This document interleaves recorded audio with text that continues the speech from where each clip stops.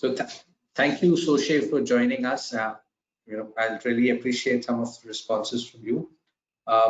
First, we'd like you to introduce, give us a little introduction about yourself and your firm, and then we can start with our questions. Thank you, Sandeep. Hi, everybody. My name is Lee Su Chai. I'm from Wee Swee Tiao LLP in Singapore. Our firm was founded in 1912, so we are celebrating our 108th anniversary this year. What I would call a mid-sized firm. We generally, it's a general practice. We have a dispute resolution department that we have is reasonably strong, in my view, and we have our corporate department and also a real estate department. We've also developed recently we call it a private clients department, where we deal with succession planning issues for many of the businesses in Singapore and sometimes also in the region itself. We have a group of young lawyers also in the firm, and they are actually going to be driving together with some of our younger partners the area of crypto, blockchain, electronic transactions and things like that.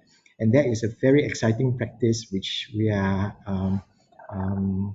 very much looking forward to develop.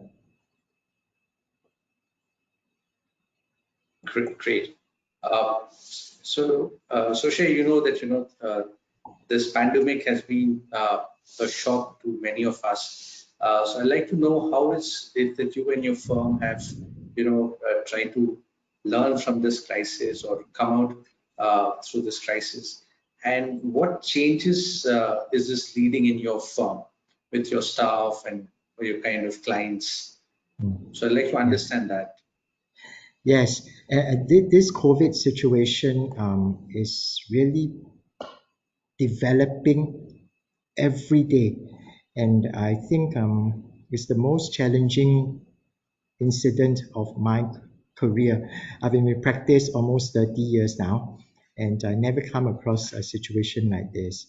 I think when in February, when we started to hear about it more in Singapore and taking a little bit more seriously, I thought that this situation will blow over in about 6 months. But over the last few months, I think that assessment is wrong. I think this situation is going to be with us for quite a while. And what have we done in the firm to deal with this situation, to handle and manage this situation? I think we found that financial prudence is something that we have to really pay a lot of attention to now. Because of the uncertainty, we expect that certain areas of practice are not going to thrive, but there will be certain areas of practice which we think that will be able to do well in this period itself. And principally, I suppose most people will be it will be the same for most of our friends in macro. We're thinking of the restructuring part of the practice itself. And this is the area where I think this COVID situation has highlighted the necessity and the urgency for collaboration. Collaboration not only within the firm, various practice groups within a firm, but also across jurisdictions and also across industries itself. So when we are looking at restructuring work, we cannot just look at the legal aspects. We need to look at the accounting aspects. We need to look at the business aspects. And for that, we found that this is imperative now that this part of the skills for many lawyers has to be developed and honed. And that is something that I am looking forward to, actually, because this is something that we think that for a while that the industry, the law practice must develop. It's going to be not only cross-border, but across practice professionals as well. For the clients and for ourselves, I think my firm is going to It's just like we are a profession, yes, but also we are a business. And like most businesses, I think in this period itself, we have to make sure that we remain nimble. Have to make sure that we have a mindset of being adaptable. Many processes are forced upon us. Uh, I think many of these processes will remain with us even after COVID is going to be over. And one of the things I want to remind my people to have a adaptable mindset is that uh, um, I want to ask them actually to relook at the book. I don't know, some of you may be familiar with it. Who Moved My Cheese? I tell my people that we must be like the sniff and scurry, always looking out for opportunities, even in this situation, because there are plenty. And we must be like scurry to be prepared to take action. We must not become like the naysayers, the hem and haws to say, oh, this is a difficult situation, what can we do? And the like itself. So I hope the people in my firm will continue to have that kind of mindset. And also, I hope all my clients will also be able to find opportunities even in this situation itself. Um, I aim, one of my wish for my firm and all my clients is that even in this situation, um, the whole work process is going through a metamorphosis. And I hope that all of us will emerge out of this as a beautiful butterfly. Sandeep? Absolutely. I think that was a great answer. Coming on to our next question, as you see, a lot of countries are now going easy on the lockdown. You see people back to their offices, their shops, transportation started, vehicles back on the road. So, where do you see these, the new opportunities coming in, the challenges that would be there, especially in your jurisdiction, and how are you prepared as a firm to meet these, new challenges that you would come across to serve your clients? I think the challenge would be still the uncertainty. I think there is a mindset that has set into many people within I suppose, across the globe. I think we are starting to see two groups of people. Those who feel that, look, we need to ease the restrictions and let our economy start again. And those who say, hey, look, let's not be too gung ho about it. My fear is that if we were to be too conservative about many of these measures so far, in the longer term, livelihoods are going to be affected. And I don't know whether if this situation to last 12 months to 18 months,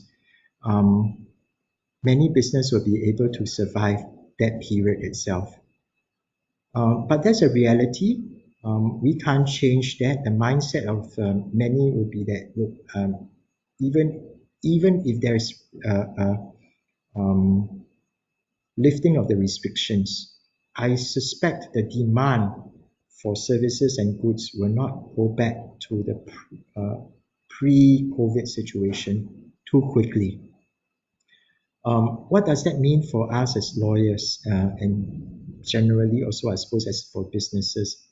It means that there will be less demand for most goods and services, and if and that will lead to prudence, to use a positive term, to prudence. And when people spend less, they save more, and the economy does not move, uh, and it carries on in that cycle itself. I am not sure whether we will be able to get back um, as quickly as one would hope for that to be. What can we do in this time? Um, Governments I know are trying to prop up the economies through a lot of injection of credit and funds. In Singapore, we have the COVID Act, which talks about a deferment of obligations, of payment obligations or performance obligations. But those obligations are not cancelled. So one day, those obligations will have to be performed. And we haven't got legislation that deal with that at this moment.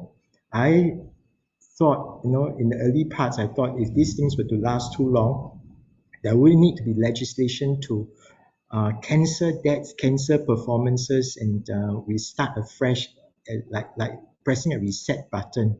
I thought that was a crazy idea. I call it harebrained, but I'm not sure whether uh, it would be too far from reality if this thing goes on. What is the opportunity for law firms? I suppose there would, in this period itself, there will be businesses that will see opportunities for this. And I suppose as lawyers, we need to place ourselves in positions where we can work with businesses uh, uh, to deal with these opportunities and to take up these opportunities. Sandeep? Thank you. So, you have partly answered the next question, but nevertheless, let me put forward that question to you. So, with this crisis, what is the USP of your firm? And would you have to change your USP with the COVID crisis? I think our USP, unique selling point of our firm, I don't know whether we call it a selling point, but something unique about our firm at Wiswitiao is that we are going to celebrate 108 years, our 108th anniversary this year. We have a rich heritage, and the firm always had an eye for work beyond the Singapore shores. We saw the need for this, and we embarked on expanding beyond the shores and collaborating with other firms and businesses outside our profession and with our friends overseas. And being part of macro is a very important piece in this part of our strategy. The COVID crisis shows us that we had adopted the right strategy for the near and medium term, and I'm grateful for Nigel for reaching out to us on this.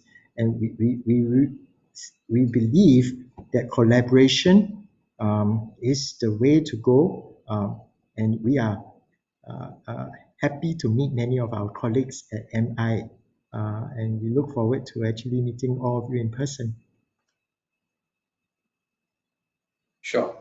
I think it's in the near future that we'll have a gathering or a meeting where we personally be meeting each other. Moving on to our last question. How do you think will international business change for your firm? And what is it that you're looking forward from Mackerel International as a family? Uh, I mentioned collaboration, I think, a couple of times already. I think that's the way to go for businesses to get out of this crisis quicker than later. But politically, I think there will be more nationalistic tendencies within the countries. I think this is understandable as countries try and protect their own markets. But yet the world has been much smaller with the advent of technology in the last 2 decades. I mean, we are able to have a virtual AGM. We are able to even talk to each other. Although Sandeep, I know you are, I believe, in India and I'm in Singapore. So I think despite all these nationalistic tendencies, governments will find it difficult for people not to interact cross-border itself. You know, I do not see countries and governments shutting their countries out from the rest of the world. So I'm hopeful that international business will continue because of all the changes that has happened in the past. In the last 2 decades, particularly, I'm particularly grateful actually for all this because over the last couple of weeks we had a few chats with our friends from China and over to the States. In our discussions, we talk about how we can develop certain areas of practice together within the macro family itself. And for firms and businesses to thrive, maybe even survive in these years ahead, I think there's no other option. Collaboration, we need to look beyond ourselves. Sandeep? Thank you.